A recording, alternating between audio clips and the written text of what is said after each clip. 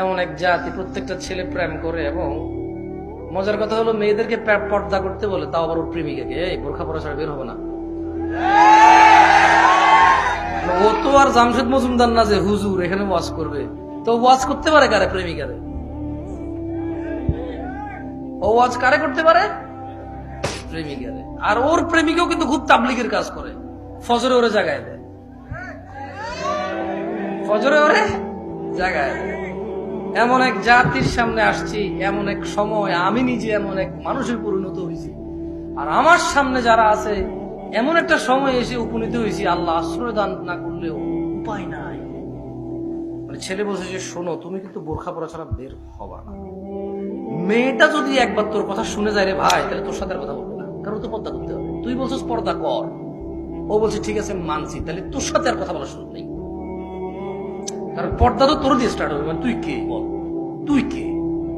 এই বেটা তুই কে রে? একটা পোস্টার টোস্টার দেন না, আমার আবার অভ্যাস খারাপ, সিরিয়াসলি করা লাগে, হারাসিরি করা লাগে। এটা তোর কোনো কাজ আসবে না। না আবার ইউটিউবের ফটো দিয়ে দিবে, এই দেখেন কিভাবে অপচয় করে যাবে। আমি এগুলো দেখে হতবাক হয়ে যাই। এরা জানেই না এদের এক পয়সা উপার্জনের জন্য কত মানুষ গান শুনে আর নাচ দেখে অ্যাড করেছে ইউটিউবে। ফ্রিল্যান্সার। সুদ যখন ইন্টারেস্ট হওয়ার পর আর সুদ মনে হয় না ওর, এটা মানে নাচ গান নর্তকী করা উপার্জন, নাচ গান করা উপার্জন, ইউটিউবে ছাড়লে এটা ফ্রিল্যান্সার হয়ে যায়, এটা নর্তকী থাকে না, এটা ফাউল করতে পারে। তো যেটা বলছিলাম, এই হলো মেয়ে, হ্যাঁ তোমার প্রেমিকা, ছোট ভাই, ওকে, এই হলো তুমি।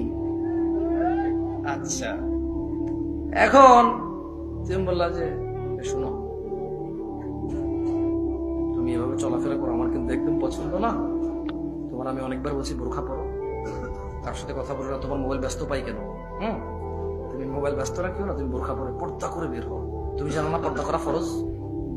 ছোট মানুষ, মেয়ে, এইটি পড়ে, নাইনে পড়ে, তেমন দিন সম্পর্কে জানে না, ওর বাবা মাও জানে না। আমি ওর দোষ দিই না, না আমি ওর দোষ দিই।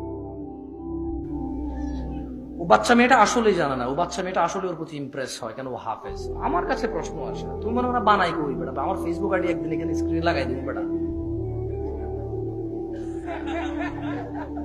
আমার ফেসবুক আইডি দেখে একটু দূর সরব দেখি। তো ওই আমার ফেসবুক আইডি একদিন এখানে স্ক্রিনে দিয়ে আমার কাছে যে মেসেঞ্জারে যে আসে, হ্যাঁ